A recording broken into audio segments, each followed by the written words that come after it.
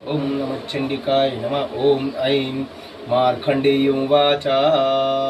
మార్కండేయ మహర్షి శిష్యుడైన కౌండిన్యతో ఇలా పలికెను. సావర్ణి సూర్యతనయో యో మను కత్యదేష్టమనిషామయ తదుత్పత్తిం విస్తరాద్గతదో మమ. సూర్యపుత్రుడైన సావర్ణి 8వ మనువుగా చెప్పబడుచున్నాడు. ఆయన పుట్టుక గురించి నేను వివరిస్తాను, చెప్పగలుగుతాను, శ్రద్ధగా వినుమాయనను. మహామాయానుభావేన యథా మన్వంతరాధిప సబభూవ మహాభాగస్తావర్ణిస్తనయోరవే. మహానుభావుడైన సూర్య పుత్రుడు సావర్ణి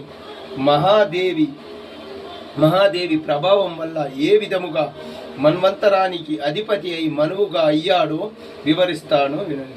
సారోజిషేంతరే పూర్వం చైత్రవంశ శరదో భవ సురదో నామ రాజాద్భు సమస్తే క్షితిమండలే. పూర్వము సారోజిషేంత మన్వంతర కాలంలో చైత్ర వంశములో పుట్టిన సురదుడు అనే రాజు భూమండలాన్నంతటినీ పాలించుచూ ఉండేవాడు. తస్య పాలేత సంయ ప్రజా పుత్రాని బౌరసః బభూ శక్రపో భూపాద కోలా విధ్వంసి బిర్జత. ప్రజలను